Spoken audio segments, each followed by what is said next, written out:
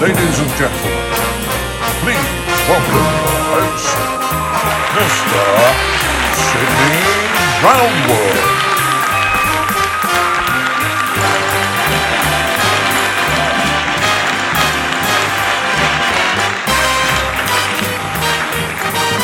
Hello, good evening, and welcome to this, the TooFatLardies Oddcast, as we return once again to the Lard Island studios to discuss all things lard.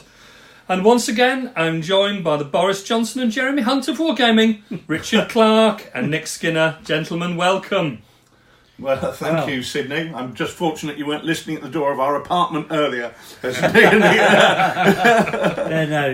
Everything's fine here. Move along. No rows. No rows at all. Good. Well, welcome back to Lard Island. We've got quite a lot of catching up to do. What have both of you guys been up to since we last spoke? Busy bunny for me and you, Sid, as we both went to Deep Fried Lard up in Scotland, Musselburgh, just outside Edinburgh, for one of the longer running lardy days. And what a jolly time we had, didn't we, Sidney? It was fantastic. Really great event.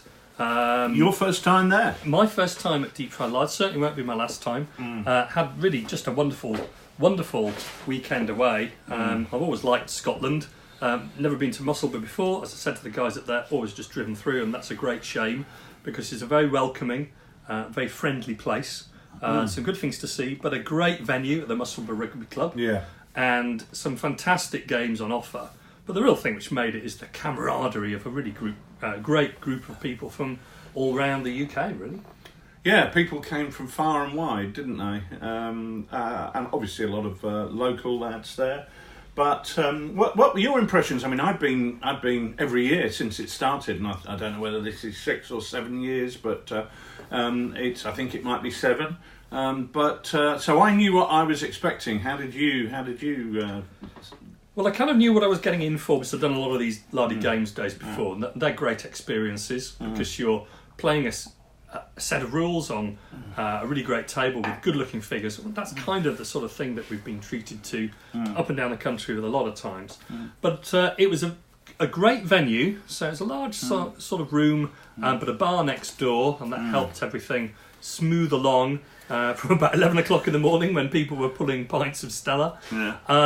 It was in a great spirit, and I think that one of the things which really made it was that there were, mentioned before, there were people who'd been to all the previous Deep Fried Lards, people at their first Deep Fried Lard, some people were at their first event, like David and Cammy from Edinburgh. Welcome to them. And there was also people who travelled not just with their figures, but with a large amount of alcohol to the event. So a big shout out, huge shout out, in fact, the Air guys, who'd travelled to their hotel with what can only be described as a fairly medium-sized bar for a small pub, which they opened up on the Friday and the Saturday evening. What, in their suitcase?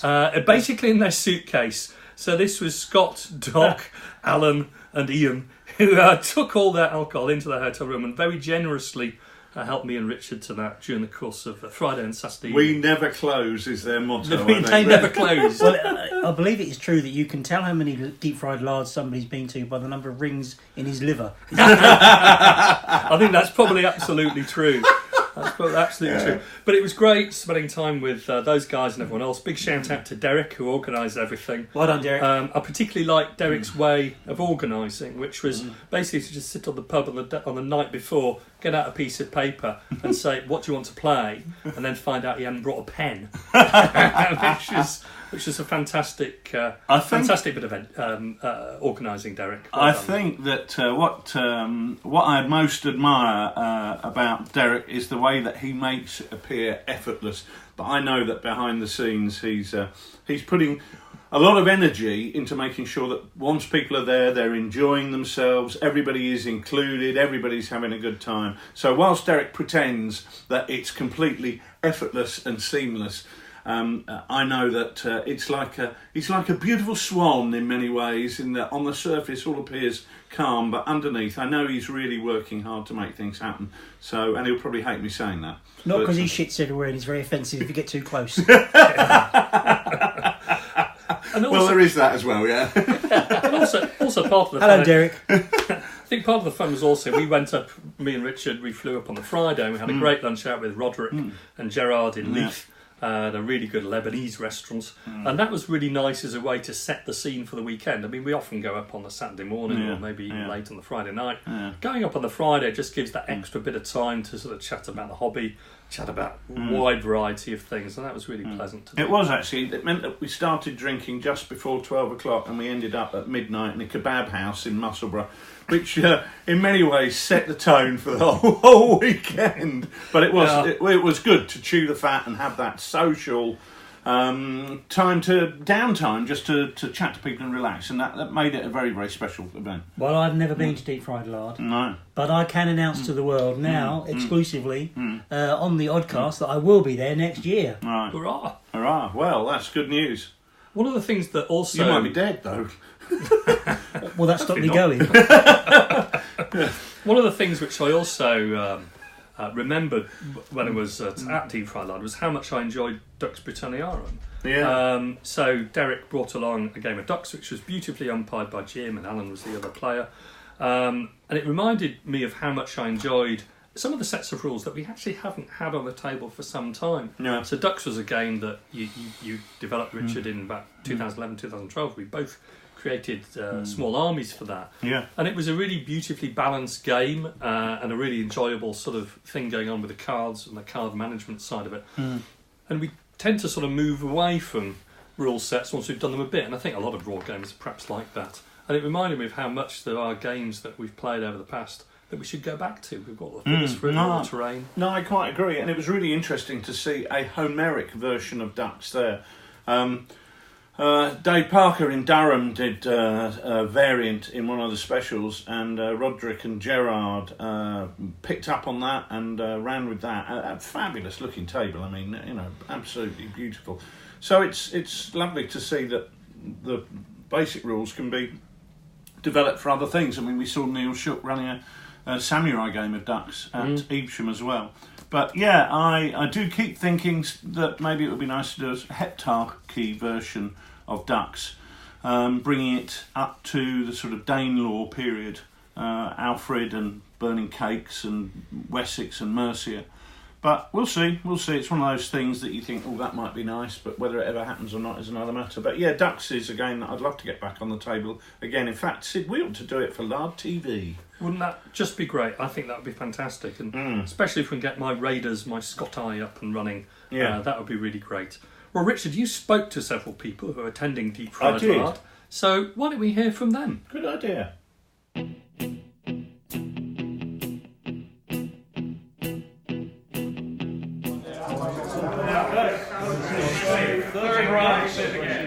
It's going to be 7 and 6. All right. Okay, well, here we are at Deep Fried Lard, and I'm joined by two of the people attending here today. And can I ask your name, sir? Alan. Alan, and you come here from Ayr. This isn't your first time here, is it? You've been to every Deep Fried Lard since the first one. Absolutely, which I think was 7 years ago, wasn't it? Yeah, it must be. And you took part in the infamous retreat from Musselburgh. Those that were there will only know. They will, absolutely. And what have you been playing today? This morning was Dux Britannium. Right, yeah. A very good and close game with Sid. It went right to the wire, which was really great fun. And you were using, what, Scottie and Picts, I believe? Yes, yeah. So it was two nice forces raid on the church, and unfortunately Sid didn't get the loot. However, he did take my morale down to zero, which was right. Well, Sid normally cheats. Was there any evidence of that going on? Absolutely, I have put in an inquiry. I believe there was just a slight bias, but hey, he's his first time up here, so we won't beat him up too hard. No, that's fair enough. Yeah, he did say in his contract that part of the terms of coming was that he was allowed to win. Yeah, but good. Okay, and you, sir, this is your first time here. Can I ask your name? My name's Ian. Ian, and where have you travelled up from? I've travelled up with Alan from Ayr. You've travelled up with Alan from Ayr as well, yeah. And but this is your first time. It is. At Deep Fried. And how are you getting on with it? How's it going? Loving it. Came a chain of command this morning with yourself. Yeah. Learned quite a lot. I'm brand new to wargaming. Right. So I've only been coming to the club for about a year.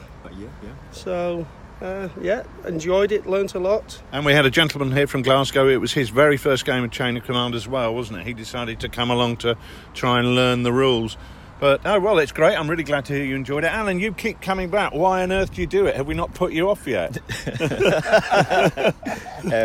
I would like to say the company's good, however. it's a great weekend. I wouldn't miss it. It's definitely the one that goes in the calendar right off the start. Yeah. My wife will probably tell you otherwise. I was supposed to be heading off to Crete.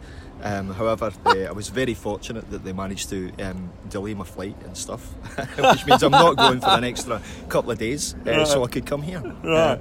Well, that's a testimony to something. I'm not sure whether it's to Deep Fried Lard or your relationship with your wife, but great to talk to you guys, and thanks very much indeed for coming along. It's been another memorable Deep Fried Lard for many reasons, not all of them broadcastable. But yeah, thanks guys. Cheers. Thank you.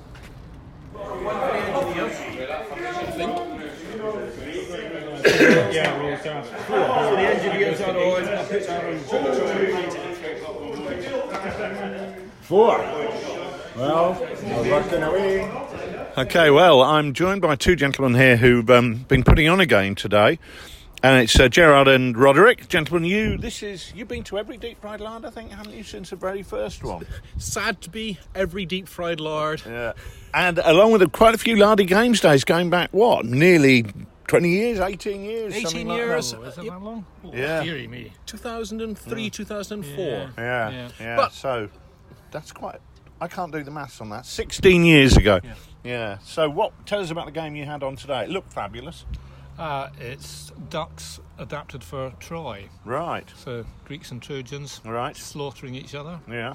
Heroes doing their bit. Right. And dying gloriously, and sometimes not quite so gloriously. The cards and the core of it you can buy from Rich through the Summer Special 2017, which we've amended slightly from Mr. Parker's excellent first draft. That's Colonel Dave Parker, isn't it? Yep. Yeah. Thanks absolutely. to him, because it was his idea that we've adapted it slightly. Right.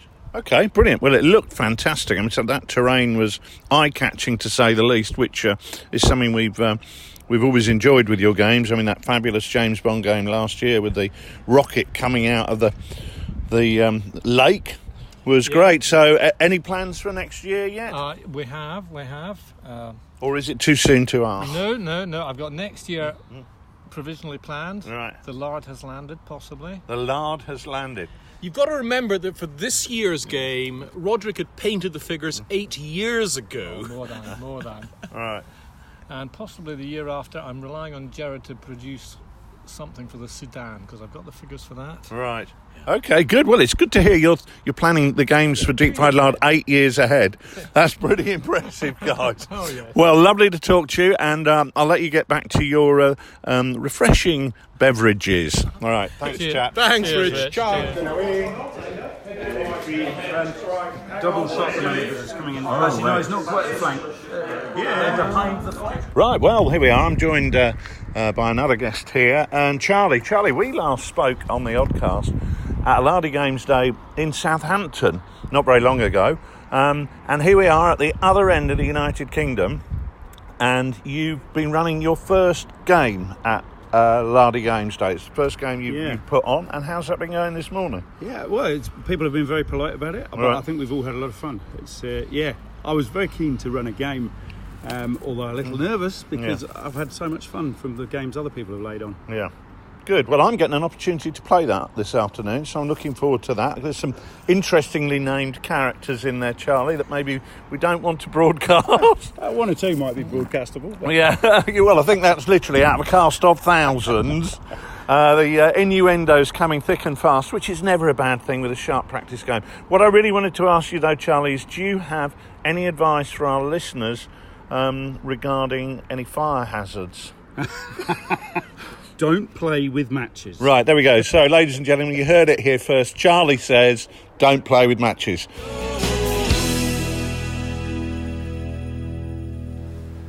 Well, that's fantastic, and a great memory there from a number of people of a really terrific weekend. So here's to the next Deep Fried Lard, and thank you again to everyone who made the journey to Musselburgh, especially those putting on the games, everyone for making us feel hugely welcome.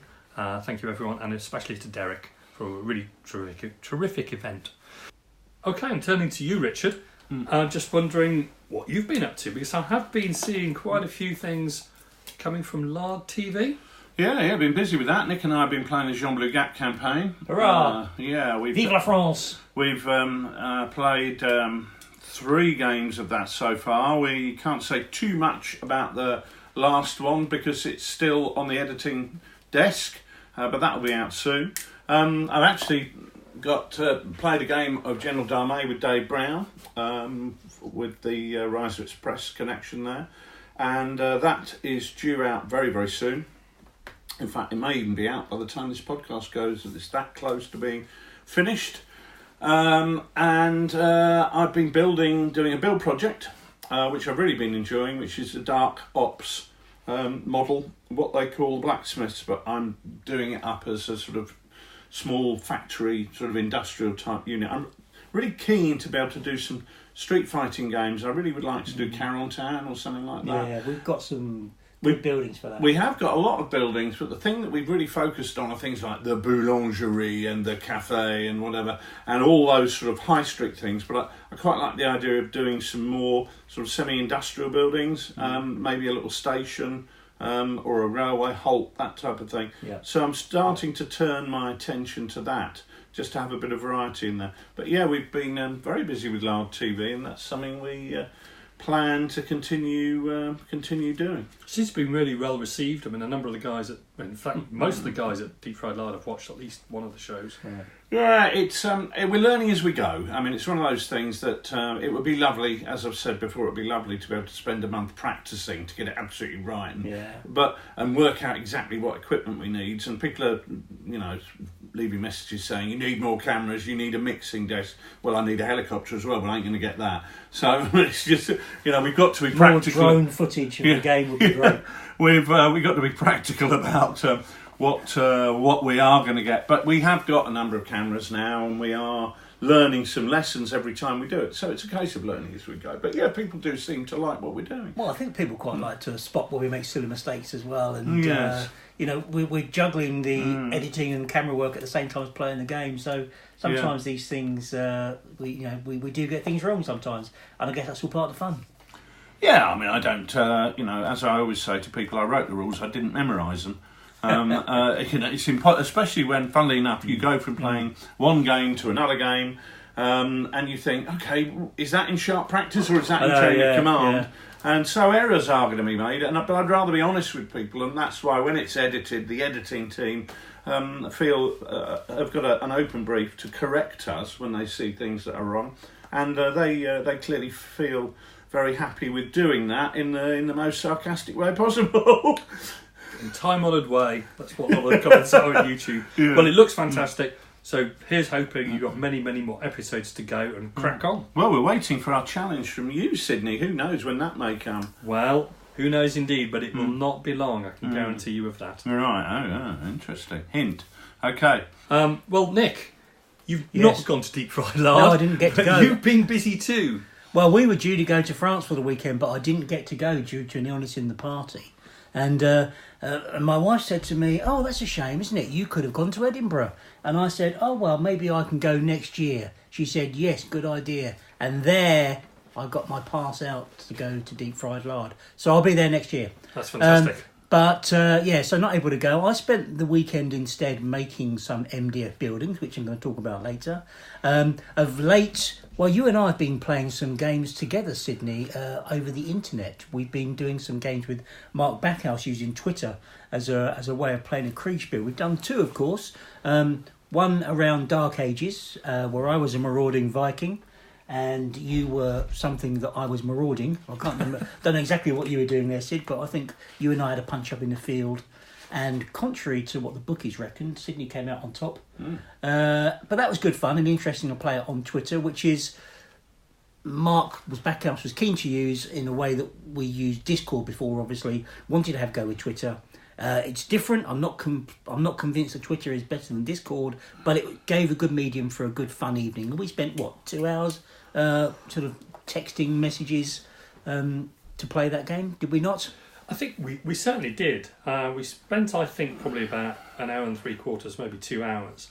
I think the thing about Twitter, which is perfect for melee, is that it's very immediate. You've got to kind of keep up with the action in the melee. So somebody's, in the case that we were playing a Dark Age game, as Nick mentions, and it's really based around the shield walls clashing and reinforcing the shield wall and making sure that there's a response which is given in the event that the shield wall is outflanked or approached from the rear, was the case. So the urgency... Which is why I lost, because I thought it was all about killing monks. Well, as a Viking raider, you might have thought it was about killing monks, but as a Saxon defender, we felt it was very much about defending our homesteads and creating a shield wall with our fyrd. And of course then the homestead... herd? My fyrd. His fyrd herd. Fyrd herding the herd. Right. So homesteads, of course, brings us on to the one that we've been doing most recently with Mark. That's right. We've been doing Pony Wars.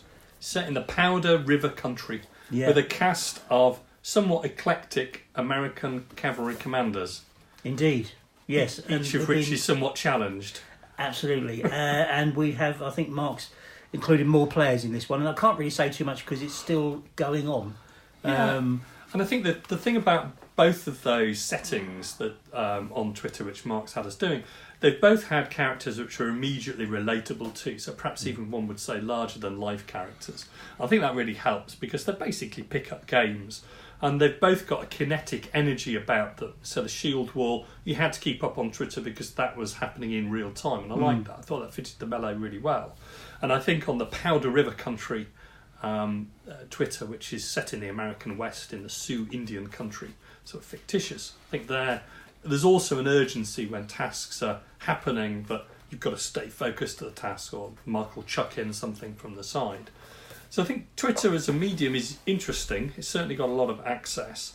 Whether it's quite got the flexibility of your Discord games when you can have side conversations in different rooms on the Discord app, I think that's another question. I think they possibly produce different games because of the form of the technology which is being used. Yeah, I mean, I haven't been involved in this, but I do struggle to think how Twitter could be as good as Discord. But well, I think it's ease of use, isn't it? It's available and accessible, and it's very portable, and that's very helpful. But then, for that. So is Discord. I mean, I played Discord on my phone. I played the Discord games on my phone when I was, away on business or whatever. So well, however, it's been very interesting to do, and because we've been starting a game a few days in advance of when we think the battle's going to be happening, you get drawn into some pre-game activities that make you think about what that unit was doing in the build-up. So, we've been, for instance, doing cavalry working out of a fort, and while we know that we're going to come again in a few days and have this probable clash of enemies, we know that in the meantime we're building up with fairly normal things like what are your troop doing during the day, how are you keeping your men busy, how are you feeding the horses, how are you keeping your men provisioned, what drills and exercises are you doing, and this really comes around actually you really get embedded and immersed into that. What's my unit doing, and then taking it through into the action. Yeah. And I quite like that build up. I agree. You're thinking about okay, this morning I'm going to take my men out for some dismounted drills. This afternoon we'll be doing some games, and the evening will be choir practice. That kind of thing is really quite. It just builds up an immersion in the game, which I think is really valuable. What about drinking heavily and fighting with the Irish bloke? That's always happens in the films. Hang on, I am the Irish bloke, so I'm doing the drinking heavily bit. Don't you worry. Nick is the Irish bloke who's always in the bar. I'm immersing myself into the character. Yeah, I've seen that film. Yeah, and it is it's great fun too. So thank you to Mark for running that. Yes, they've been brilliant. Thanks, Mark. That's really what I've been up to. I guess lots of painting and doing bits and pieces around on the bench. Just tidying stuff up, getting buildings put together, doing some jump off markers, that kind of stuff. And what have you been up to on the painting side, Richard? Have you been doing much? Are we in the workshop now? Have we segued into the workshop? Gosh, have we done that? We've segued and moved. We have segued so smoothly. Well, in that case, I should lead with my armoured cars then, because that's what armoured cars do, right? They go off first. Please. So Bash the on workshop. Recce, Nick. Yeah, I've been bashing on with Recce. But we're not in the workshop. We are. We're heading into the Recce is going there now. Oh right, I see. So right. we're going to talk about Recce because I've done the Matadors, the big AECs that are big Mark III, same size as Panzer IVs. They look fantastic. I've got them from Blitzkrieg Miniatures. I've been tackling some more Daimlers and I've done some motorbikes, Perry motorbikes for the 8th Army. They are actually, but of course as Recce troops, they have a small group of men in each squadron with motorbikes. Yep. So I just thought I'd paint them up in European colours, and they look great. So Recce takes us into the workshop. Bash on Recce. Right, shall we go to the workshop then, Sid? Let's now go to the workshop.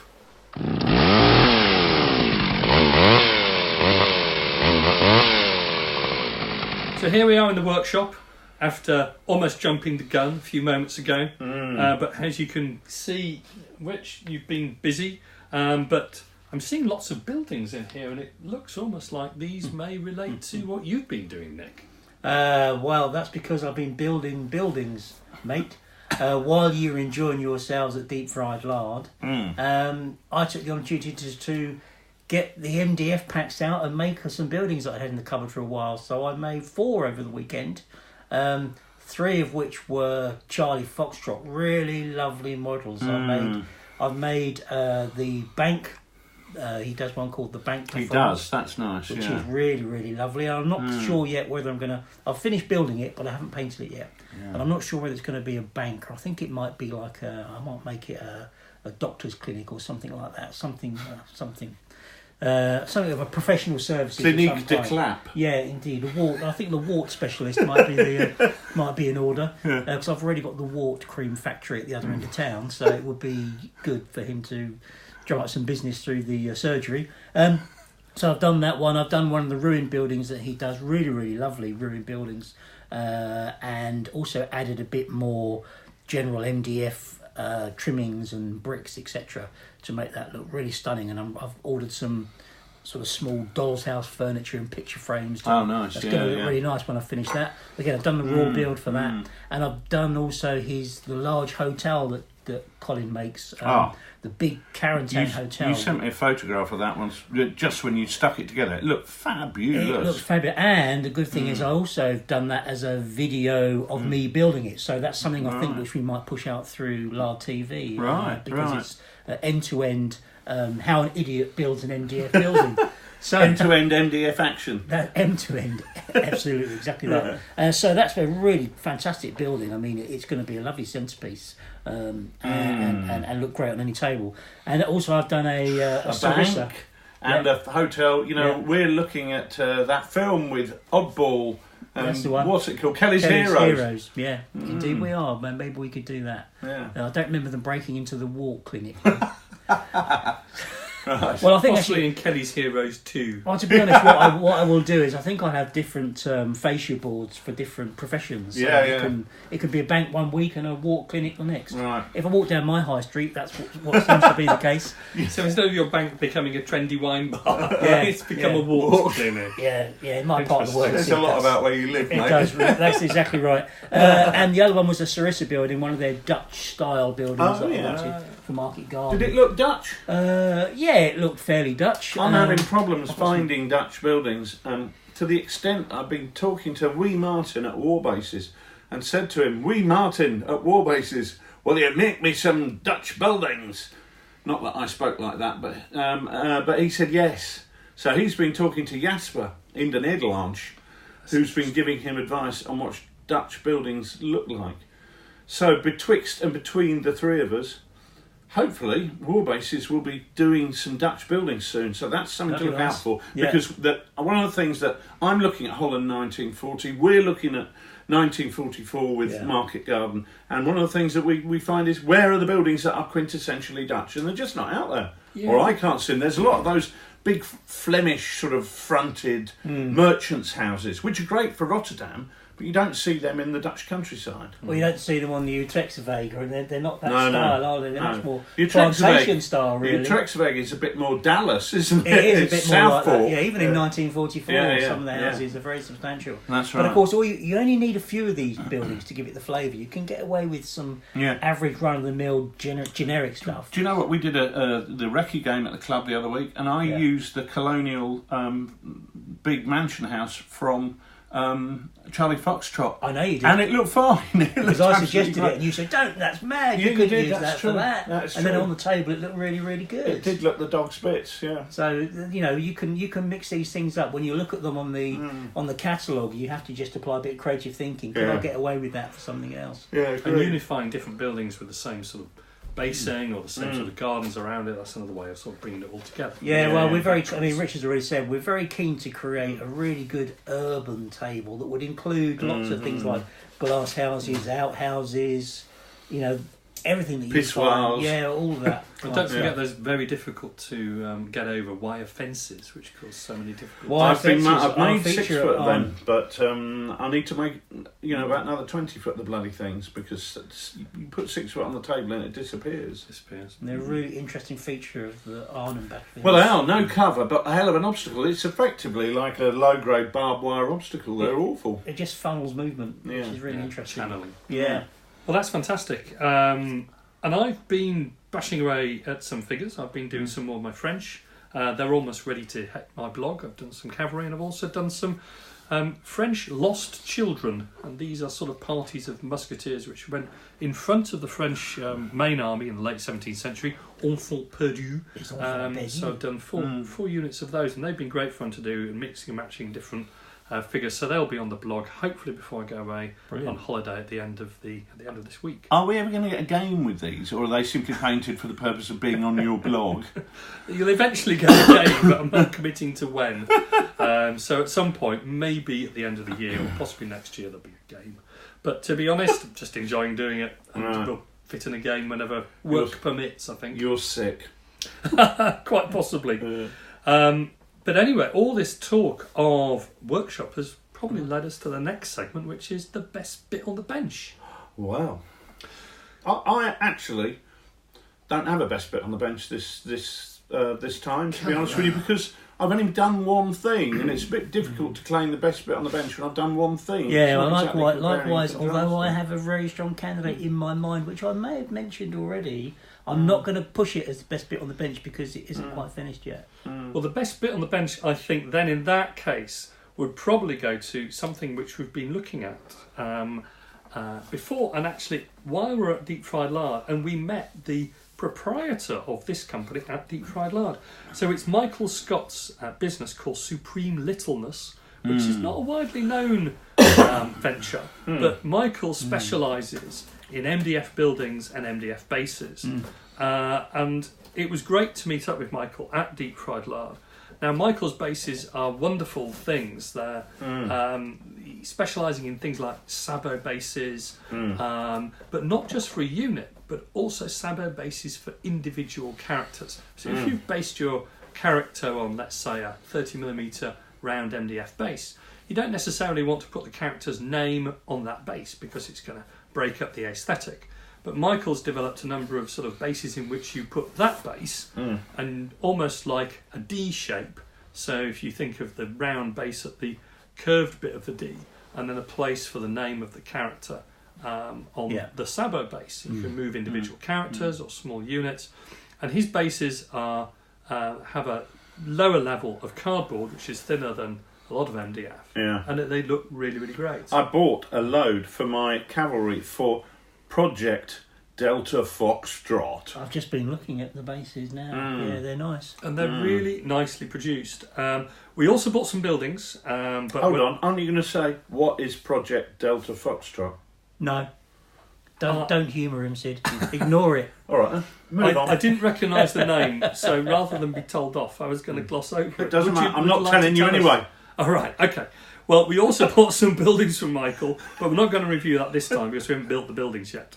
But certainly the bases themselves, they're a really small thing, 28mm or 15mm bases. But have a look at supremelittleness.co.uk because his products are really nicely produced. They're beautifully drawn. The buildings, his eye for architecture is really exceptional. I bought a greenhouse from him.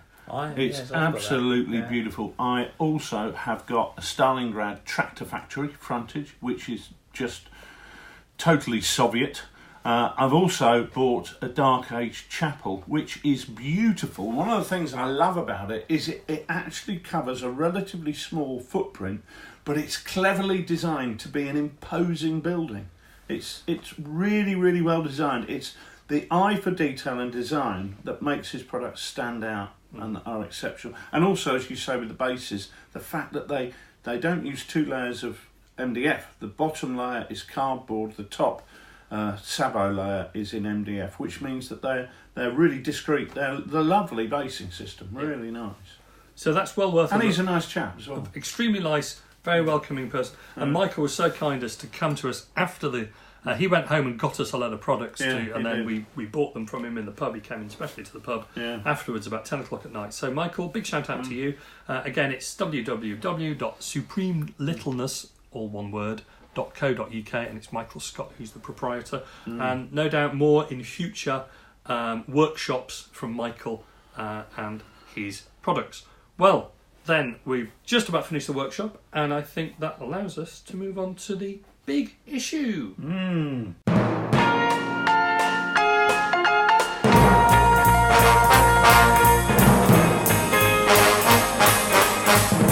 So, gentlemen, here we are back on the sofa in the Lard Island studio, and I've been looking through my mailbag and found it utterly bulging with questions.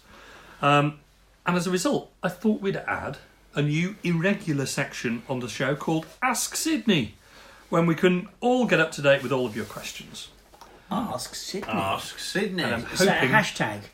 And it could be, and will be, a hashtag. Hashtag Ask Sidney. Like it. So, any questions for the show, please send them in by Twitter, and we can pick those up and deal with them in the next irregularly timed segment of Ask Sidney. Good call. So we're going to start off with Aid in Evesham, good friend Aid. He says... How come he gets to go first? Because he's got A and D. So in alphabetical order, Aid was the first one. Right. We're organised here on the Oddcast. I don't believe that for a minute. That's absolute rubbish. I thought you were doing it in reverse height order. No, we're not. Be careful. Yeah. Aid asks, contrast paints, revolutionary or rubbish? Certainly topical. Certainly topical. Have we tried them yet, gentlemen? No, but I have spent a lot of time looking at other people trying them, and my feeling is I'm not even going to try them. Actually, they look to me to be a swanky ink wash, and I painted in white undercoat and washes when I was in my 20s, and I don't want to go back to it. A bit like Platforms and Flares. A bit like Platforms and Flares. I was in my teens then. Well, I've not had them either, but I'm planning to give them a go at some point, once I've bought some, because they do look interesting. But I'm not rushing to do it, probably for the same reason as you, Richard. That, you know, generally painting on a darker undercoat, on a grey or a brown these days. Yeah. I'm not sure what it's going to add, but never say never, and certainly give it a try. No, I'm not saying never. To be honest with you, the reason I haven't bought them is not that I'm set against them, it's that I haven't been in a place where they've got them, and it's the type of impulse buy that if I see the colour I want, I'll go, oh yeah, I'll buy that and try it. Yeah. But at the moment, looking at what people are doing, if I'd looked at it and thought, wow, they're great, I'd have bought some on eBay or Amazon or whatever they're on, or just online somewhere, and had them by now. But when I look at them, I think, it's just a wash. Yeah. It's just a wash. I'm seeing them as little more than a wash, and I share the thoughts of both of you, really. I can see that sometimes for AFVs they might be a nice, deeper, darker wash. But they're not water soluble. So that puts me off again. I mean, if it's not water soluble as a posh wash, I then have to buy a posh thinner. I can't be bothered. I'd have thought that you'd get a similar effect by careful washes. I suppose the attraction of the contrast paints, as I understand it, is that you only paint things once.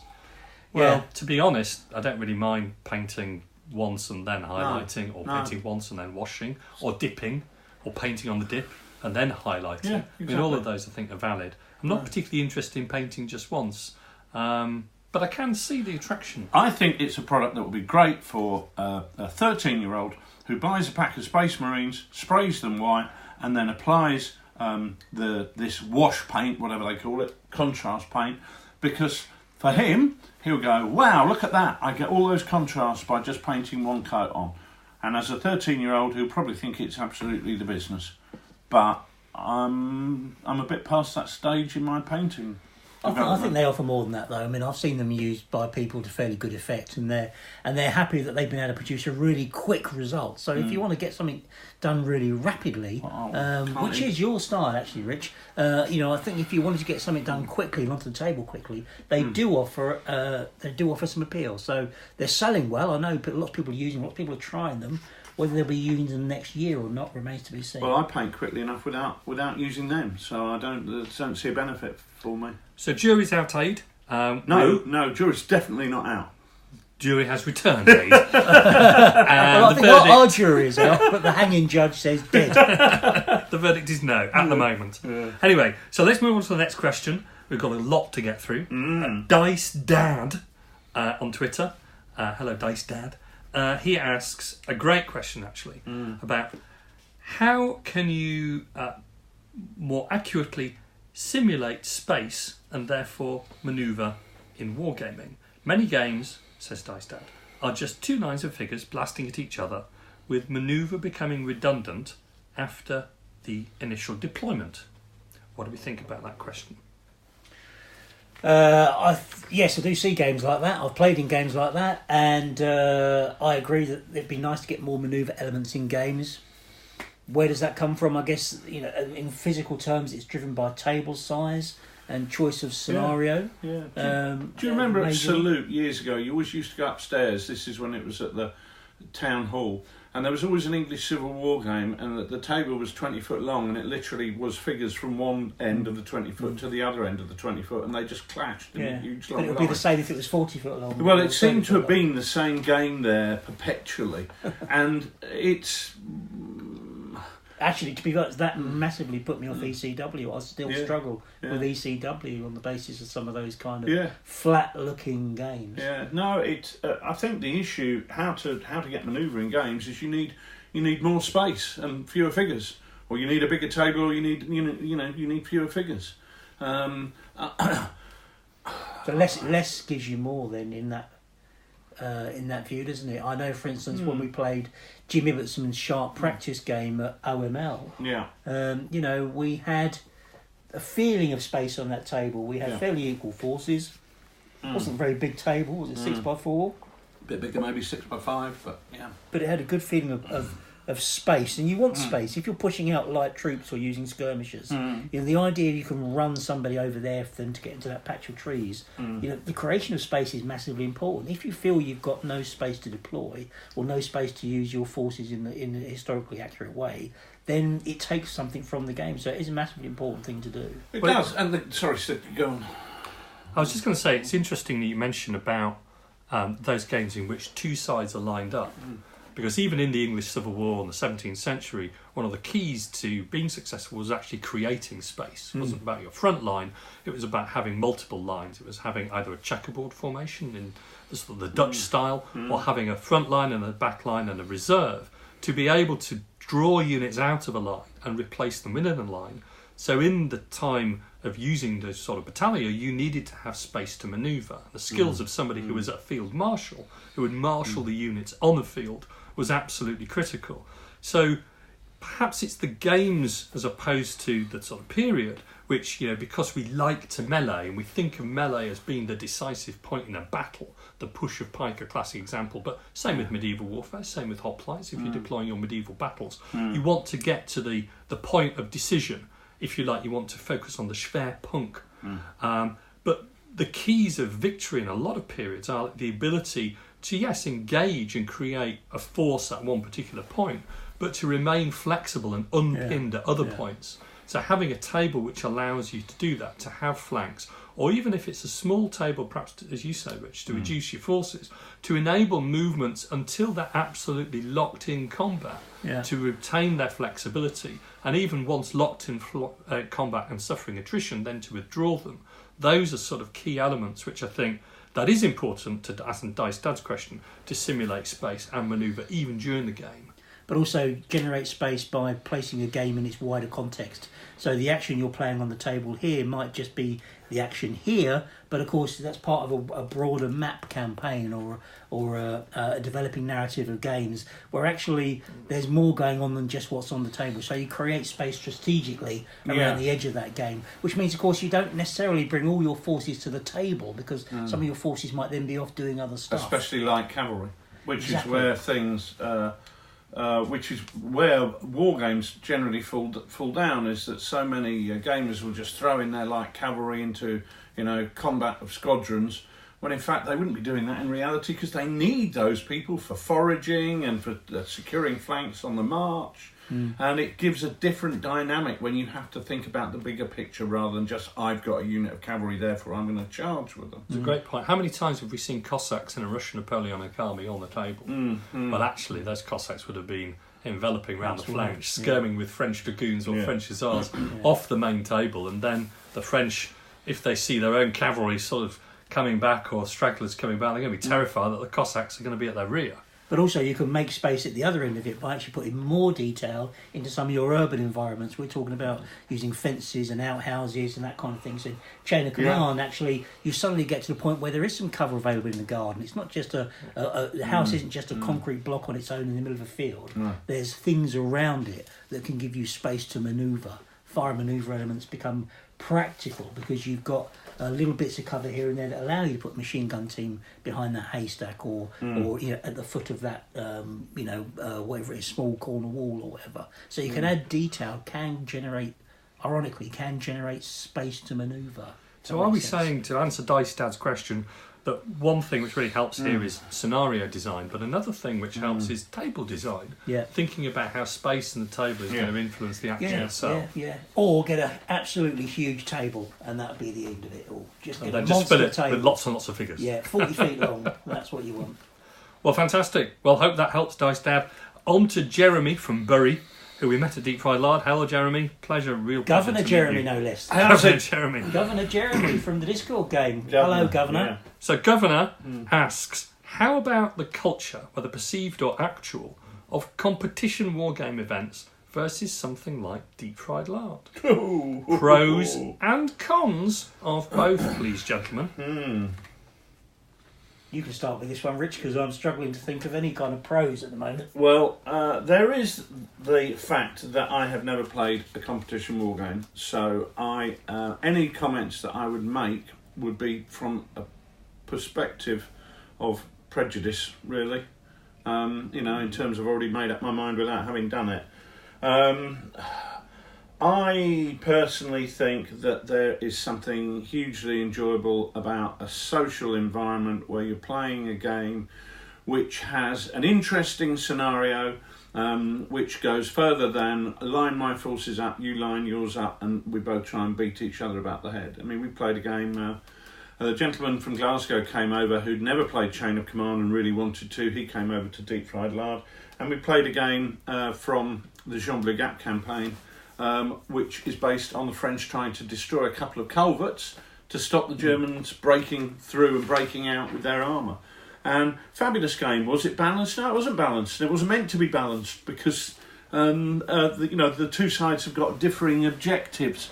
So my love of scenario-based games means that the idea of not having a scenario, just having a scenario where one side has to beat the other and both sides select an equal number of points, seems to me unappealing.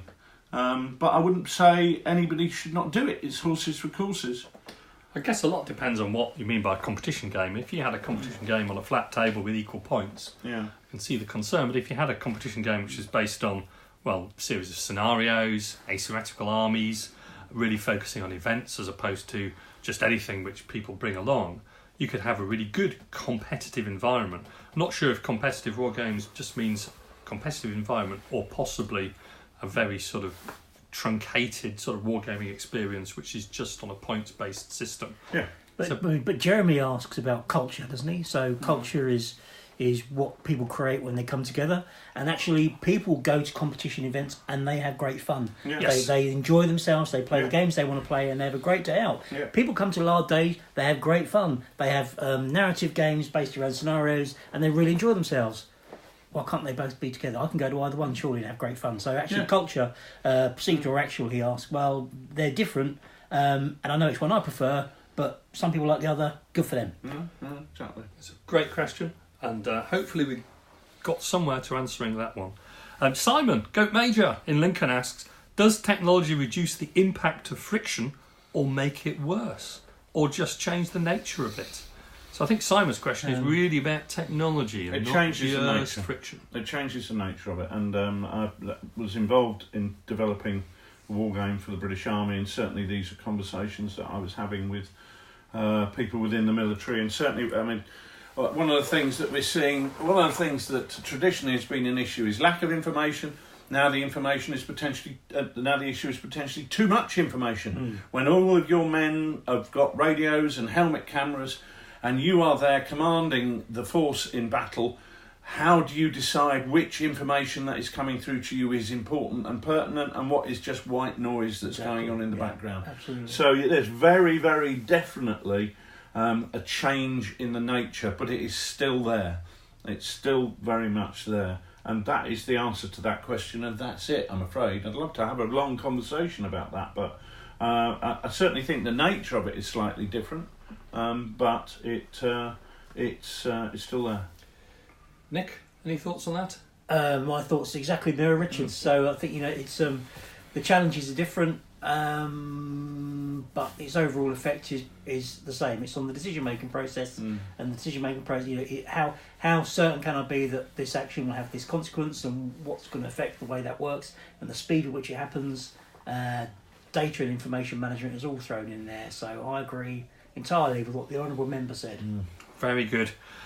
Conrad Kinch mentions, should players be allowed to do immoral things in games? Examples of shooting civilians and killing prisoners. Well, this is an unpleasant aspect of war, but so is disemboweling somebody with a bayonet. Taking prisoners is not immoral, by the way. No. But should people be able to do immoral things? Should they? Should if you take prisoners in a war game, should you be able to say to me, I'm not actually going to guard them with, sharp practice says for every prisoner you take, you have to provide one guard. Should you be able to say, I'm going to bayonet them? Well, I think the answer to that is what happened historically. If you have been taken prisoner by the British or the Americans, chances are that won't happen, and therefore it shouldn't happen in the game. Well, that kind of depends where and when, doesn't it? Because there are plenty of examples where prisoners are not taken. Well, if you're taken by the British at Agincourt and you're French, you're going to be in terrible trouble at the end, aren't you? Well, there we go. So in that situation, they should be allowed to do that because it happened historically. The issue is, how do we reflect this in our games? Well, it isn't something that happens instantly. In order to go and bayonet those 20 prisoners, you have to, it takes time, and therefore men have to be set aside in order to do that. I mean, it's an unpleasant thing, but it happens.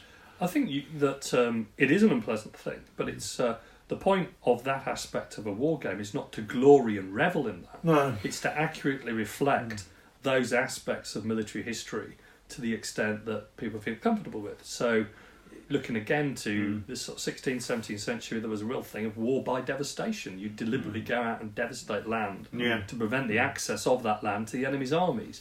Hard to reflect a 30 years war campaign without allowing the players to do that, because that would be like preventing the players from deploying accurately. Well, again, we look at the past through the eyes of the present. Look about, we've done this game with Mark Backhouse, Sidney, on the plains. The Sioux and the Cheyenne are not into taking prisoners. That's not what happens. And the Sioux and the Cheyenne aren't there anymore, really, are they? Well, exactly. So, it's very hard to take our own moral compass and lay it on top of something from history. Yeah, it's completely wrong to try and do that, because you'll end up with a distorted view of what happens. I mean, there are issues. I mean, without doubt.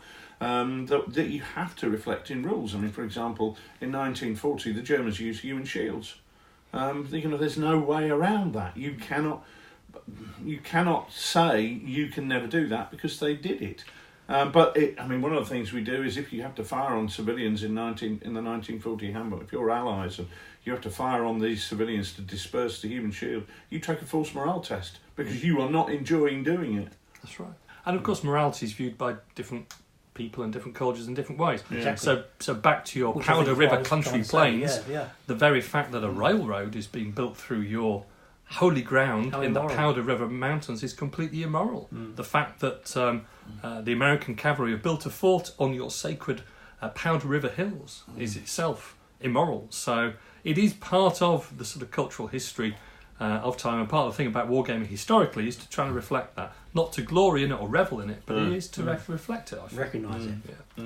So the great question, Conrad, thank you very much for that. Can I just say, sorry. I think it. If you were playing a French-Indian war game, for example, and you set a scenario where the French job was to attack a farm and molest the women who were living there, I think that would be beyond the pale as a scenario design. I think that would be a game that I wouldn't want to take part in. If that was their, if that was a scenario, I think that would be awful. Is that as a scenario with that as the sole object? Yes, that's right. I'm taking it to an extreme situation. This raiding obviously was a completely legitimate tactic in the eyes of Montcalm. He wasn't particularly happy about his Indian allies. No. He didn't really like the way that they carried on the war. No. But Montcalm was quite happy to use Indians and knew what was happening in those settlements right along the St. Lawrence. And wrong for us in our games to actually choose to ignore that if that's happening on the table. If Indians are marauding through, a settlement, wrong for us to ignore that and just pretend it doesn't happen. I mean, part of the difficulty of the British in that war was that was a real feature of the war, and that was what they really struggled with. But that shouldn't be the scenario to achieve that end. The scenario should be to raid. Yeah. And you then, I don't know, you can't gloss over that part of that raiding might result in that, but if the scenario was designed specifically to achieve that end, I think that would be morally No, repugnant. I agree. Yeah, I know exactly what you're saying. You're focusing on one particular distasteful aspect of it. For example, there was a situation at a gaming convention, board game mainly convention, this year in the UK, where somebody involved rape in the outcome of a role-playing game. I mean, that's just absolutely repugnant. Yeah. Well, I think that was allegedly rather the focus of that game as opposed to an outcome or even something peripheral, and that obviously wouldn't be acceptable. But that would be very similar to a game based on the Warsaw Ghetto, when it wasn't actually the Polish resistance against the Germans, it was really the Germans against the Polish civilians. Yeah. And that would not be a good war game. I think a lot of people would have grave concerns with that. Village clearing in the Ukraine, 1942. Yeah, the moral maze. Sonder Commando. That doesn't really strike, or the Deal of Anger or whatever, it doesn't really strike you as being a particularly good game. I think anyone would have trouble presenting that at any war game. Well, I think a lot of us would play partisans. I would play partisans, but the Delwanger Brigade going in and clearing a town and executing people would be the worst type of game in the world, not just from a moral point of view, but it would just be a crap game. But interesting though how you can line use up over there, please, bang bang. How you can use those kind of characters and units though to create an interesting feeling in participants. I'm talking, Rich, about the Discord game where Richard played some partisan hunting irregular cavalry, who were very much based on the type of irregular unit that you would have seen in Yugoslavia. And one of the as an umpire, one of the most interesting aspects of the game was seeing how players would juggle the responsibilities they would allow these cavalry to have, because they knew that if they let them loose, then they would commit atrocities. So actually managing them, being the commander of the region and having to coordinate use of these in a way that delivered his political ends, and yet actually without them doing these atrocities, was really quite an interesting dilemma to watch as an umpire. But again, you were careful in designing that game to allocate that role to me, because you knew that I wasn't part of the team management. I wasn't part of the management team in the game, but you knew that I would play to that brief in order to effectively wind up the other players to see how they would react. Yeah, well, but without doing it in an utterly not to wind them up. manner. It was done to create the dynamic and see how that dynamic was managed and how it affected what happened in that area of operation. Yeah, I was using shorthand there. Yes, it was. You worked to a brief for sure. Yeah, there's a lot of issues which come out of that, aren't they? And I think if you want to find distasteful things in any war game, you can really find them remarkably easily.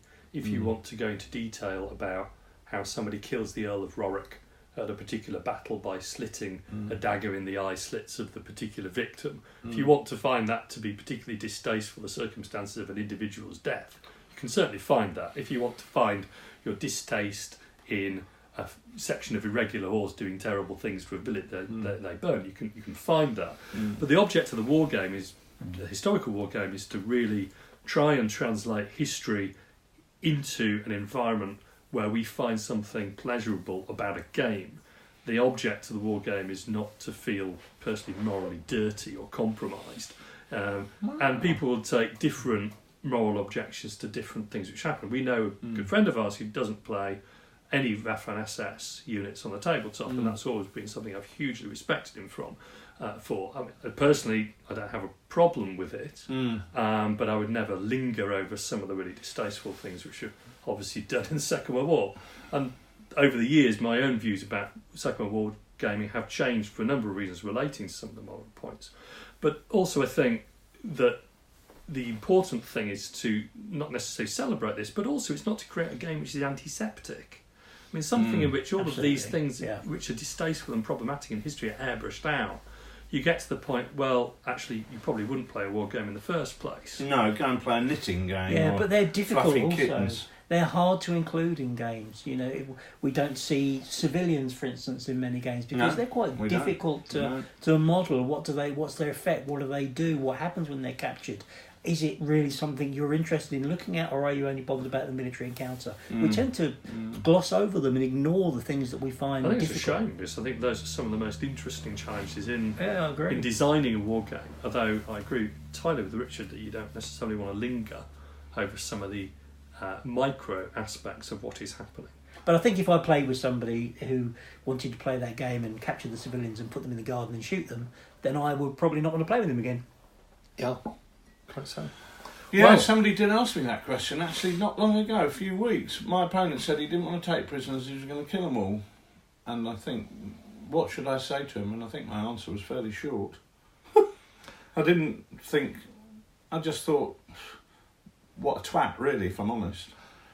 Not the person asking the question, but why actively say, I'm just going to kill them? Because you can say it because they're 28mm and they're plastic. But really, you should be thinking a bit more about this.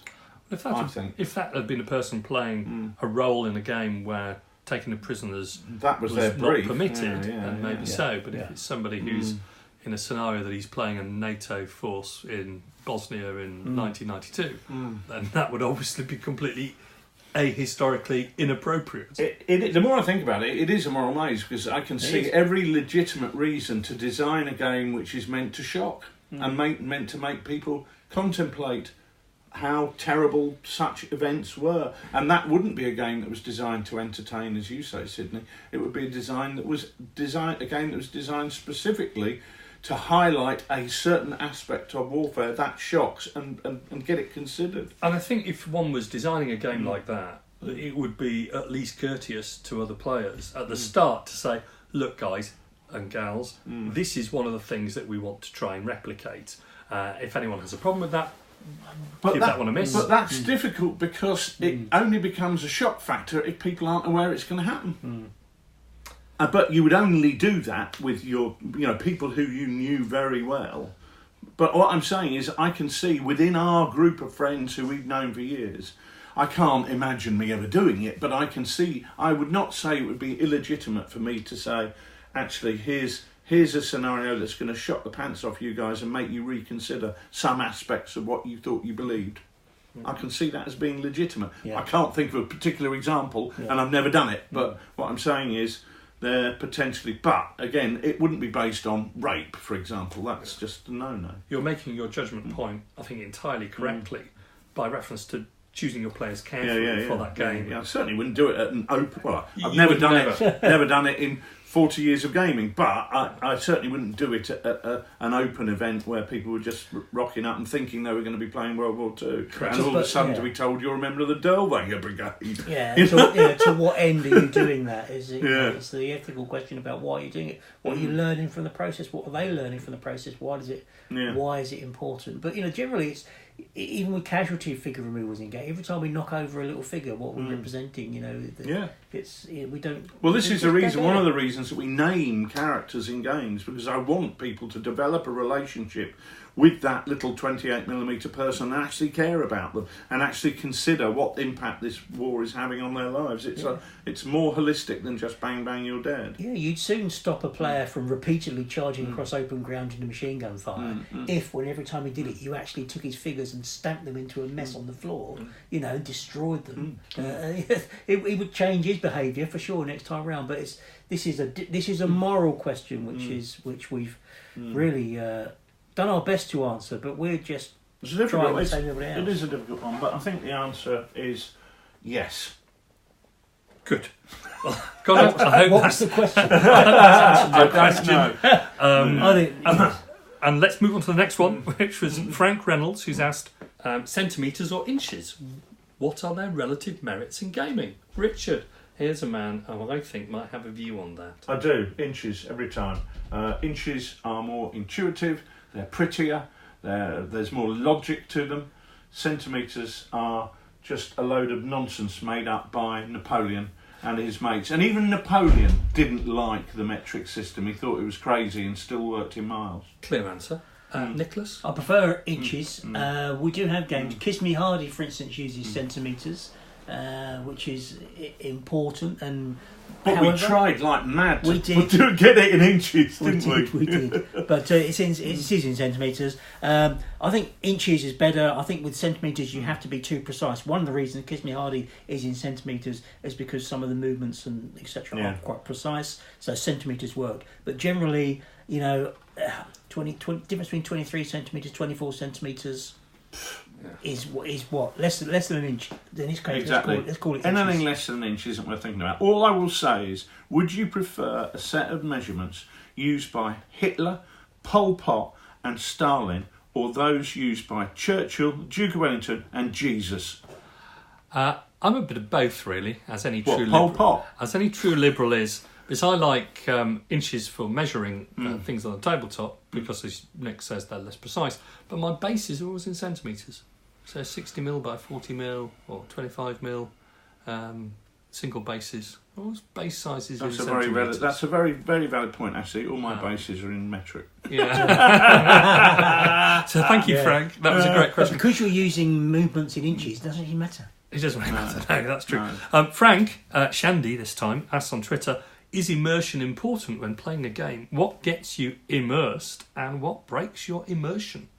Atmosphere, yes, it's hugely important, massively important if you want me to buy into the game. Yeah. All the great games that I've played in the past, the ones that I've really bought into and had passion for the outcome, and that comes through having context, it comes through having a storyline, it comes through having a sequence of events that really allows me to get immersed in the story. So yes, massively, massively important. Same for me. I think immersion is one of the things I always look for in a war game. I want to feel like I'm trying to understand what had happened in history. I want to be completely immersed by the table, by the figures, as much as possible, and also by the handouts and the ancillary documentation and stuff which goes with it. And I once did a blog post, which I think was one of my favourite blog posts I did, was called about being there. The process by which you can create that immersion within games. There's lots of different ways of doing it. I think that's one of the most pleasurable things, and it can be done through graphics and graphic designs and maps, and there's a lot of things that we can do as wargamers to try and immerse our players and our fellow players in that. What breaks immersion? Well, that's a really interesting question. I mean, hopefully nothing. If you've done the work as an umpire, as a games designer in advance, but I think Rules. But sometimes the Flow.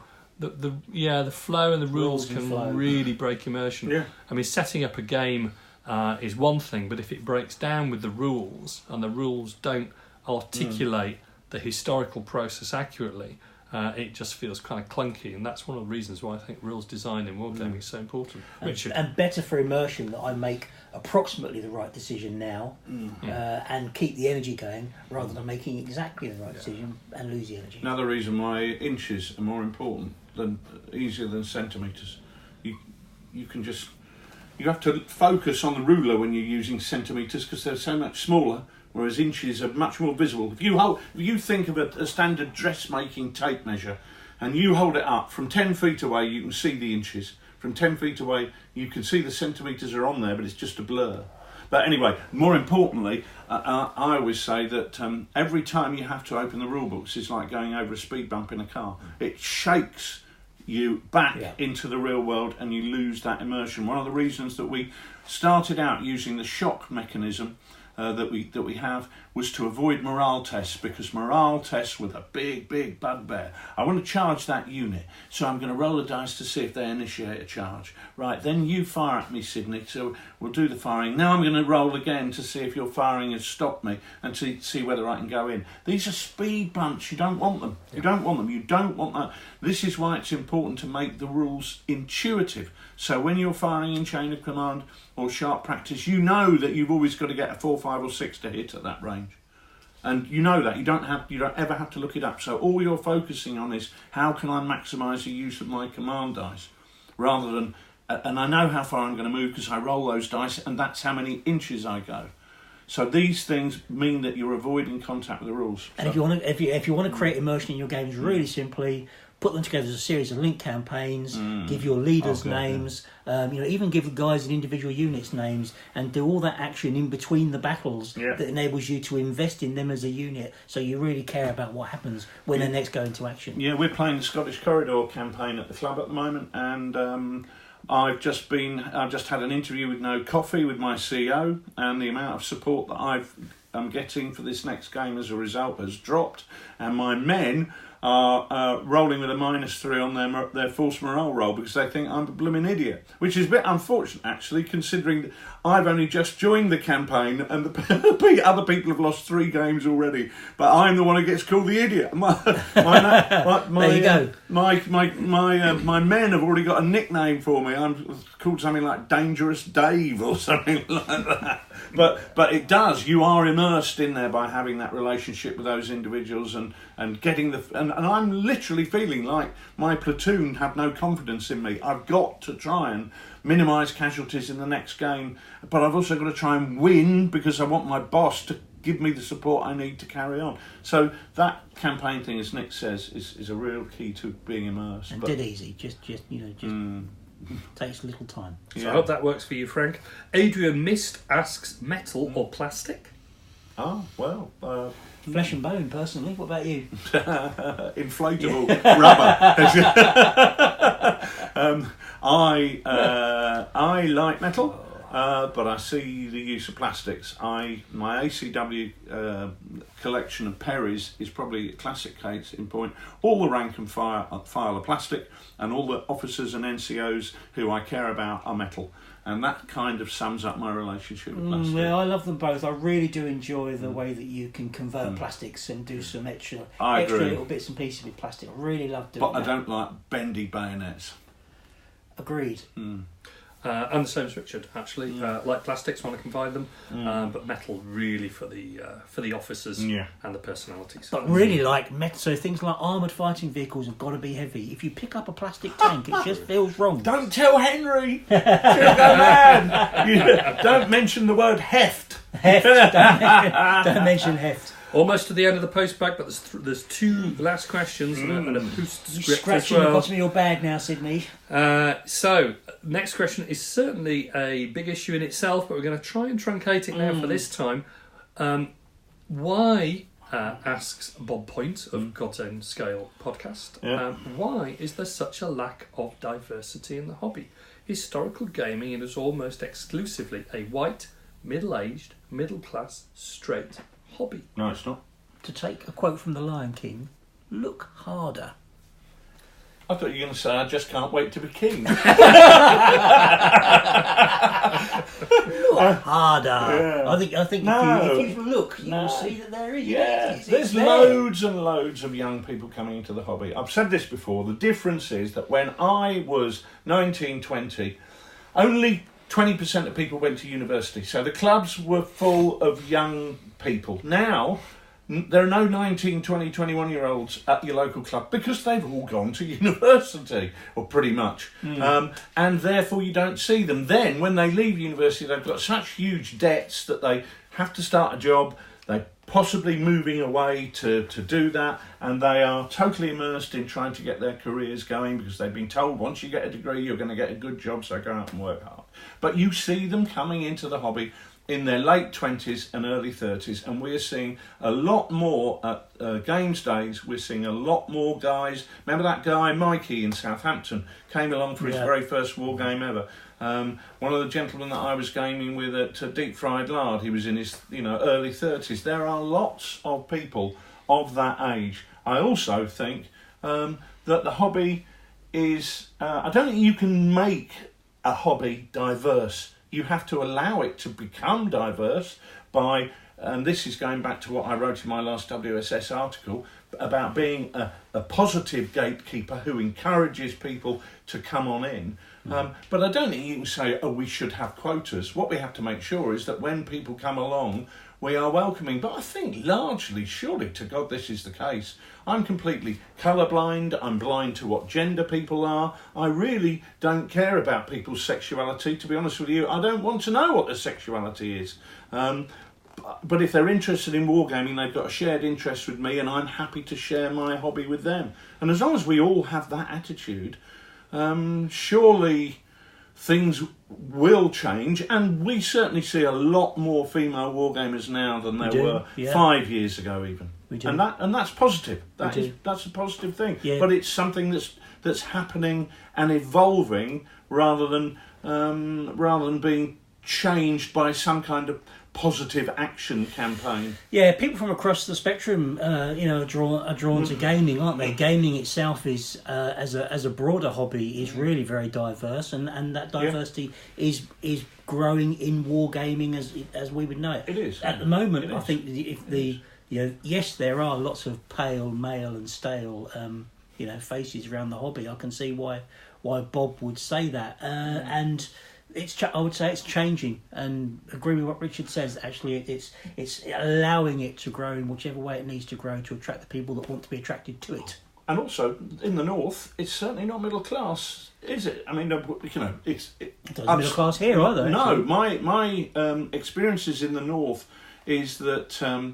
In many areas, it's almost a working class hobby, but certainly down here, when we look at the guys who we game with, we've got a hugely diverse range of people from all social classes, haven't we? Well, I think certainly on the social class side, in the north of England, I mean, I grew up in Hull, and the Humberside Club was always extremely socially diverse. I mean, I would never say it was a middle class club. I mean, a lot of us were reliant on the great age of the public libraries, and that for many of us was our introduction to wargaming. I never really felt that wargaming was a middle class hobby. I think one of the interesting things, if you look across to our cousin hobby, the role-playing game industry, you probably said these things as a stereotype about 20 years ago, but that's really, really changed. Oh, you go to UK Games Expo, you go to one of the big role-playing conventions like Dragon Meet in London, and the hobby is very, very balanced as regards gender, and certain as regards orientation and diversity. And those things have really sort of come to the fore and been celebrated. And I think that, Richard, you're right. I mean, it's all about inclusivity. I'm not sure you can really proactively develop diversity in that sort of sense. But, I'm actually, I think people are very relaxed about these things and certainly very inclusive. I mean, one of the things in diversity at the moment, I mean, the use of personal pronouns and aspects like that. I mean, there are things to encourage, I think, people to sort of be more comfortable with, let's say, in 2019 than there might have been, say, 10 years ago.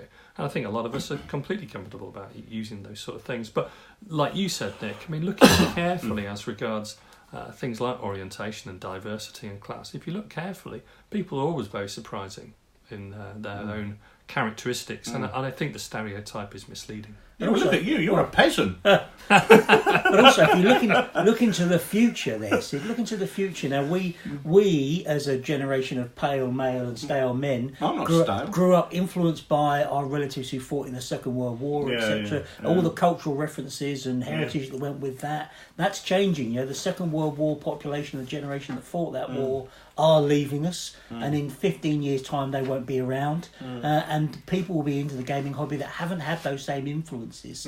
And what's going to bring those people into the hobby? It's people moving across from other areas of gaming which are more diverse, and that's only going to strengthen our hobby and make it better. Yeah, absolutely. Then we've got a couple of questions which came in from Don and from Mike Hobbs, which we're not going to deal with now. Two great questions. Mike actually emailed me this one. Sorry for not replying to that earlier. About logistics in wargaming. I think that's a really important, interesting topic, so we're going to save that for a big issue of its own. Don't have the resources to take it on at the moment. There we go. Get it? There's a joke there. I know. We're not quite equipped to cope with the logistics. Yes, I think we all got that. Did you get the joke? I did. We're going to finish it with Bob Point again, who of God's Own Scale podcast, who'd asked a very good question, which I think was the same one at Joyous 6 this weekend, so we thought we'd repeat that one. What's the state of the hobby at the moment? In less than 2 minutes. Growing, maybe. Stagnating, maybe. Best we've ever had it. Too many mediocre glossy rules. That's Bob. A leading question. So, under time conditions, gentlemen, 2 minutes. State of the hobby, Richard first. Oh, I have no idea. Probably the best we've ever had it. Certainly growing, certainly not stagnating. Too many mediocre glossy rules. I think a lot of rules are being produced which are being designed to be hit singles rather than an Emerson, Lake and Palmer prog rock album that you would treat as some kind of semi-religious deity. People are producing rules that are more like the Birdie song, and they, as a record, as a single, you bring it out at Christmas and have a laugh with it. When you first get it, you play it like mad for 3 months, and then you shove it in the cupboard, only to come out for special occasions. Is that worse than Pink Floyd prog rock thing, which you play twice a year for the rest of your life? There's horses for courses. Does that mean they are glossy and what was the other thing? Glossy and something mediocre. I don't know. That's it's in the beauty is in the eye of the beholder, isn't it? Yeah. Whatever you like. I think we've got more choice in terms of figures, in terms of terrain, in terms of paint, even some ridiculous new paints coming along. I think that we're probably luckier, certainly luckier now than we were 35 years ago, when you would pray that somebody would release a range of figures for something so obscure as the Franco-Prussian War, which you just couldn't get figures for.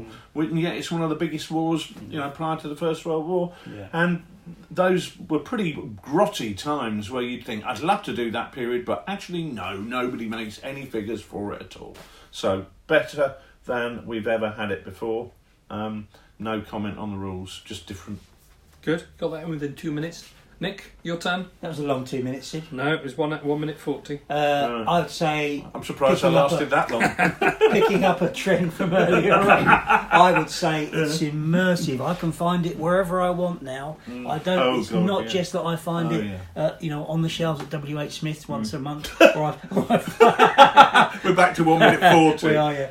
Or I find it at my local club on a Tuesday night. It's actually wherever I go, I can find it. I can find it online. That's true. I find it on my television. I can turn on my television and go onto YouTube, and I can watch him putting together an MDF building. God knows I want to do that. Although usually I'm out of shot. Sidney, stop looking at your watch. You're making me feel under pressure. You should. Feel that I can find it anywhere. So there's whatever I want, I can get it, and it's fantastic because it allows me to burn as much of my energy into it as I want to. And in fact, actually, what it does mean is that when I'm not doing it, I'm still thinking about doing it, and so it's always there. It's I can't. In some ways, you can't help but be fully immersed in it. You can do it morning, noon, and night. And I think that's fantastic. And as Richard says, I can go into various bits of it. I can be a board gamer one week, figure game of the next week. I can touch any parts of the hobby I want to and involve more and more people in doing it. I can grow my social network and meet new people and play new games. The social network. That is bloody brilliant. So I'd say, yes, we have never had it so good. Yeah, so that was only a minute, so that's even better. Well, I'll say it all again. Backwards. That was more than 2 minutes. You're sitting, No, that's a minute. your watch is rubbish. Did you get it out of a bin or? No, it's a chronograph. It's a chronograph. It's very accurate. what? It's a chronograph. It's The very accurate. chronograph. What on earth is a chronograph? You watch play with lots of crones different- on it. Yes. Play crones on it. Yeah, that's right. For me, I think that it's Time's up. That's your 2 minutes. Yeah. I think Looking at the time on my Fitbit, it says warning. warning. Probably the best we've ever had it. Certainly, you can look back to the great age of the late 70s and the 80s with rose-tinted spectacles. I don't. And I think the internet has been a complete game changer because it's allowed the individuals to create their own personal community through a blog Totally. or personality on a forum. And I think that's for the good, because I think if you're kind of like a total war gamer, you enjoy creating terrain and figures, you enjoy doing the background of games, you have all of that. a personal interest in a particular period, you can really sort of immerse yourself, and the chances are that there may be 2 or 3 people worldwide who might have a similar passing interest in it. And that was never really something you could do within a single club. On the other hand, I do think that because the hobby is so diverse as regards interests, different figures, different games, different terrain, there is an element that the hobby isn't as homogenous. You know, you could once all share the same interest in a set of Napoleonic rules and they were probably Bruce Quarries, or you could do the same as regards a set of Ancients rules and they would be WRG. That's less common now, I think. But it's an interesting disparity between having a homogenous hobby when everyone has something which is entirely shared, and then go back to Bob's other point of having a hobby which is personally homogenous, which is white, middle-aged, middle-class and straight, in Bob's words. And I think just as we accept a diversity of hobby output as regards ourselves and our personal communities, perhaps created through companies like yours, perhaps through websites and blogs, that should hopefully go hand in hand with people being respected for the individuals that we all are. So I think probably the best we've ever had it, but probably the better even to come. So that's my minute, and I did 50 seconds, I think. I fell asleep in that bit. Yeah. And that's the end of Ask Sidney. So thank you much everyone who sent us their Twitter messages this morning. So Ask Sidney then is going to be a hashtag that we're going to run and get questions from Ask people. Sydney is going to be a big thing. Great idea. An irregular feature, maybe once every 2 or 3 months. So send them in and we can collect them. And we'll wait till his sack's full and then he'll empty it. Disgorge. All over us. And we'll get the answers to you. Good. So I think that after that we need all a bit of a snifter and a wander through to the Lard Island Library. Good idea.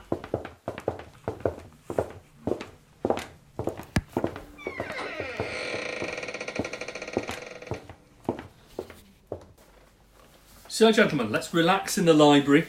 That was a great question and answer session in Ask Sidney, but I think we probably need to calm down a little bit and talk through the books we've been enjoying. So we've each got a book.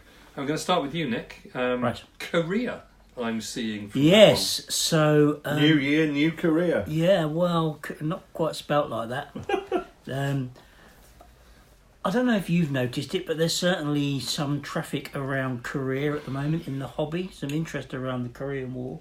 And I saw at Deep Fried Lard that the guys were playing Bag the Hun, and they were playing actually the Bag the Mig variant that is in the Scramble supplement that's available for Bag the Hun, which takes Bag the Hun obviously and applies it to the Korean War.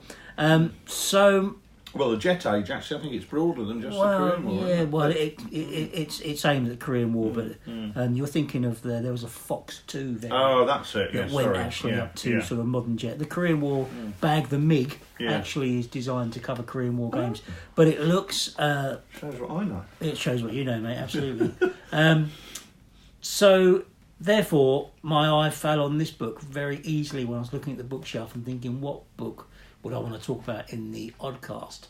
And I've chosen a small paperback, only 180 odd pages, by a chap named John R. Bruning, and it is called Crimson Sky, and it's the air battle for Korea, and it's a very easy to read history of the of combat in the air over Korea, including the introduction of the first jet fighters, sabres versus the classic MiG, Chinese North Korean MiG aircraft, for instance, and the origin of our old friend the OODA loop, came from here.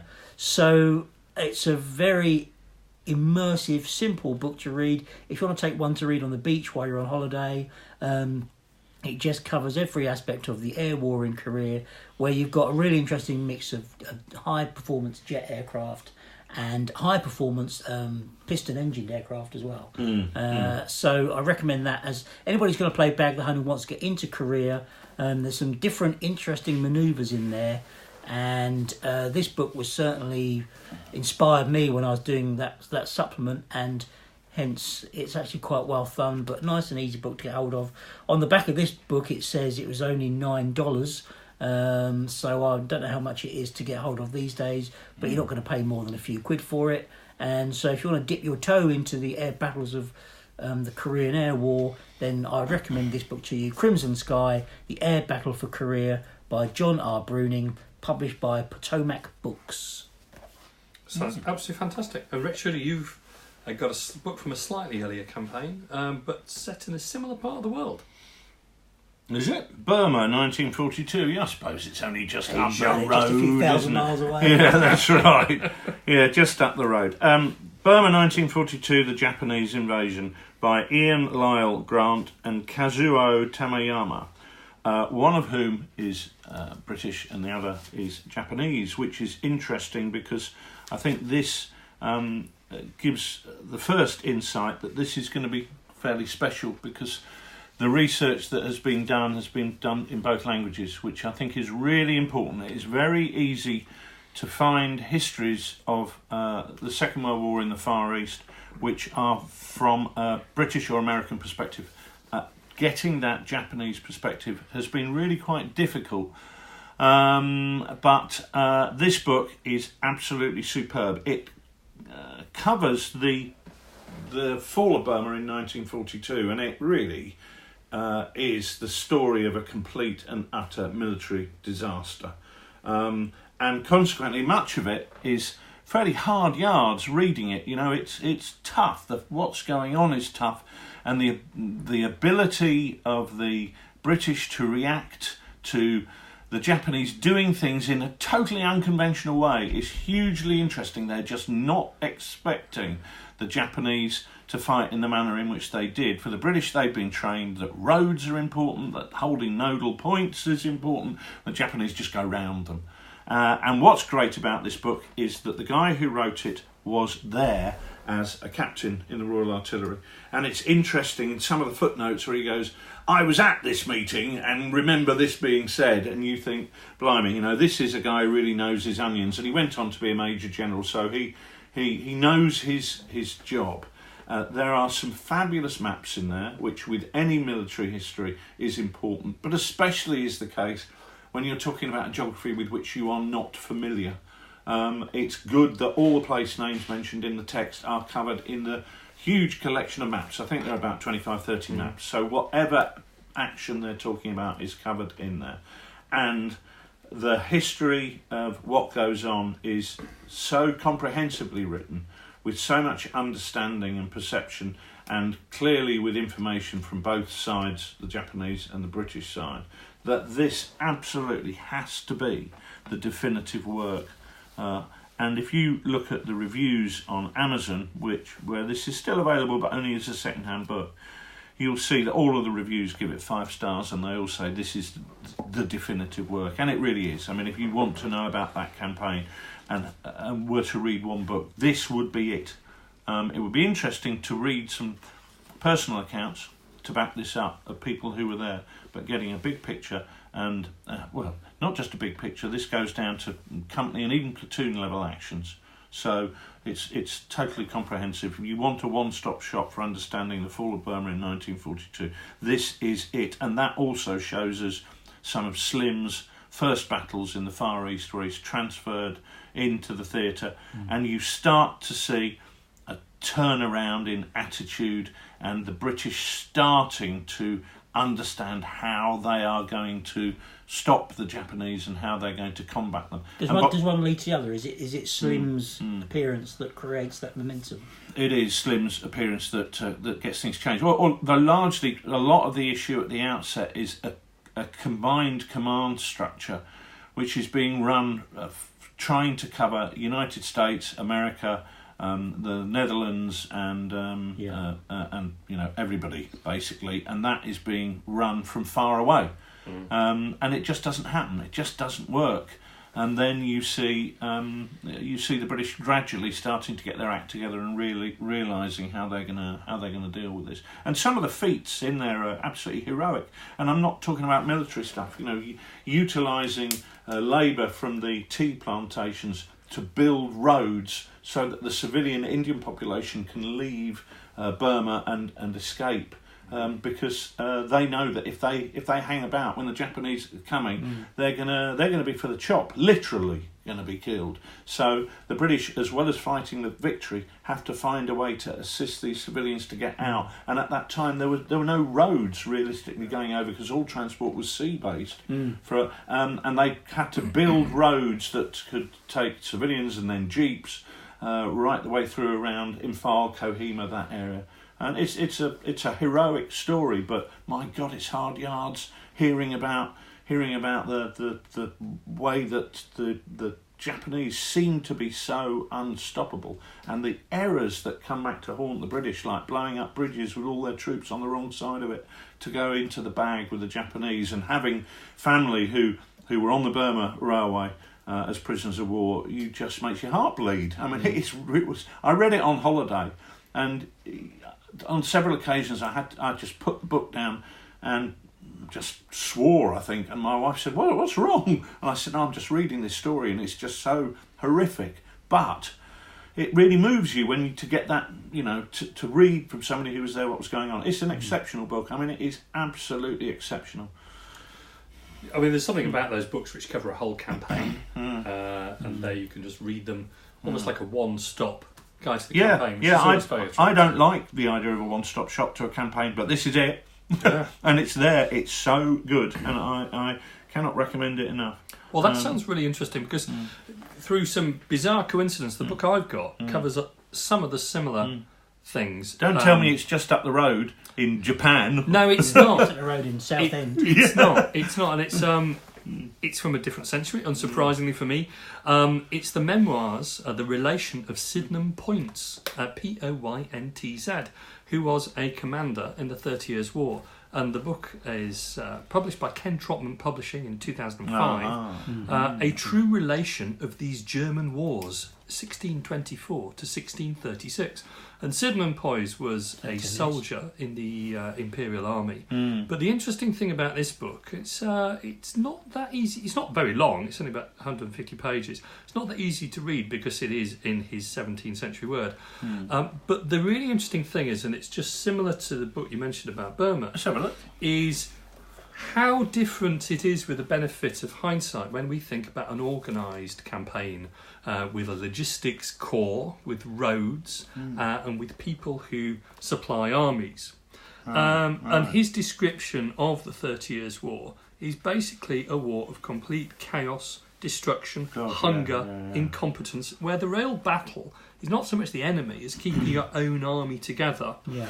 And what's really interesting, which comes through his book time and time again, is how important civilians are in the war.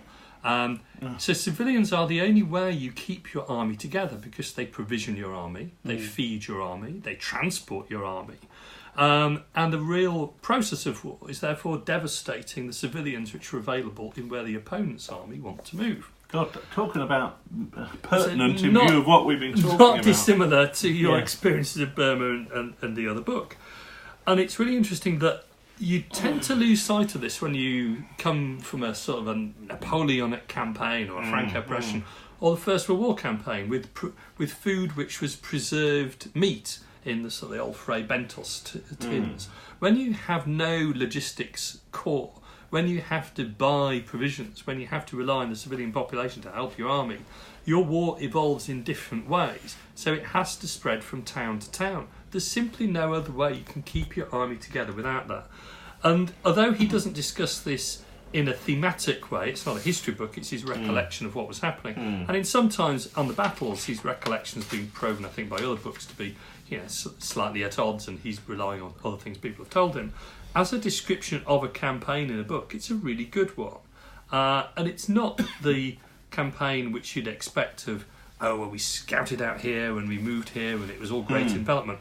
There is lots of references to dragoons and scouting and forlorn hopes. There's a fair amount of interesting references to parleys and alliances and the roles of trumpeters. But those are sort of an aside. The real thing is, how on earth do you get a group of men who are commanded by a king or a marshal to actually fight? How do you get them to stay in an environment which is a military environment and actually fight?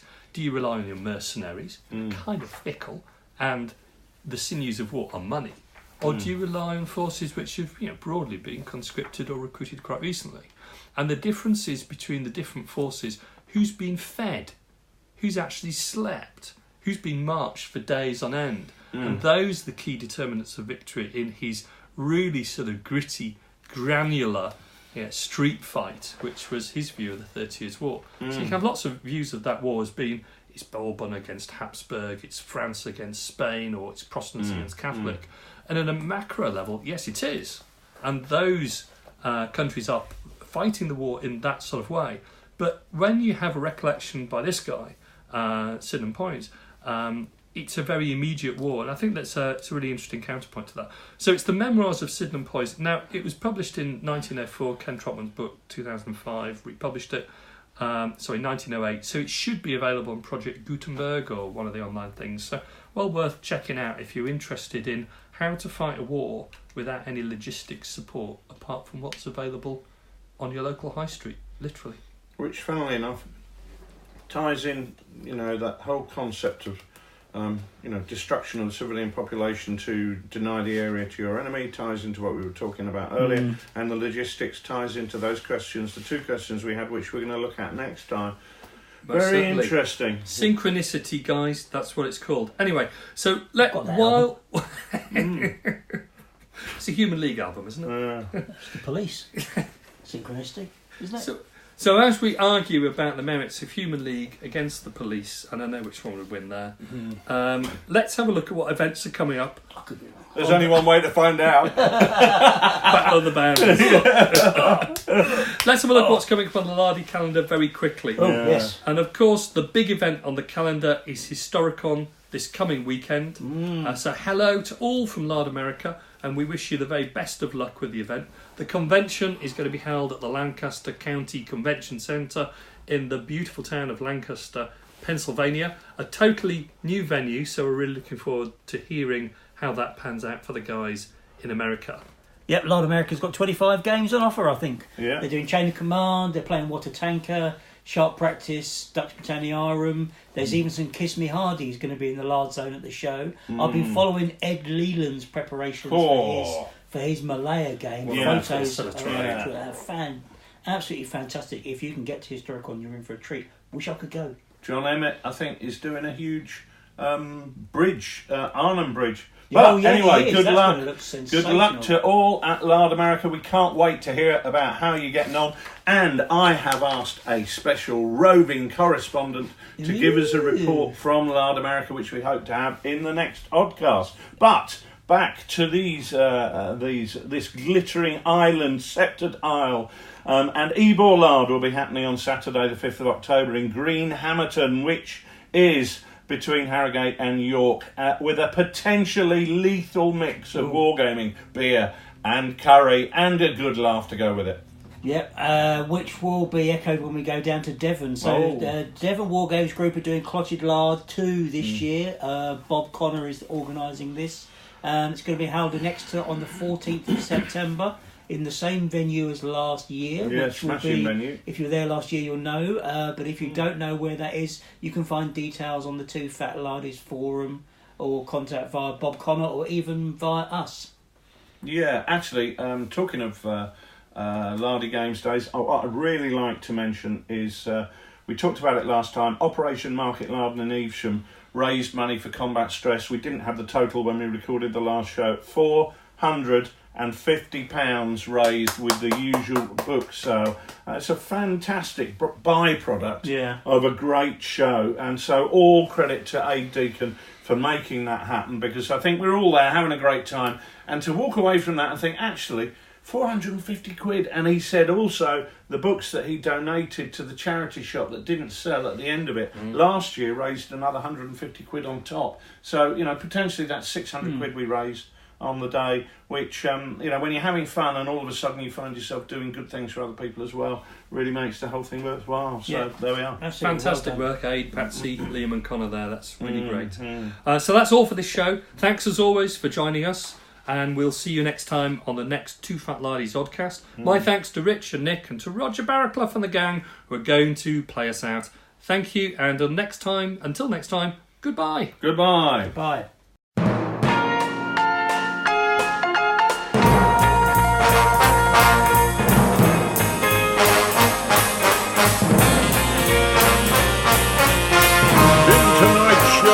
Sidney Roundwood was joined by Nick Skinner and Richard Clark, with music by Roger Barraclough and his band.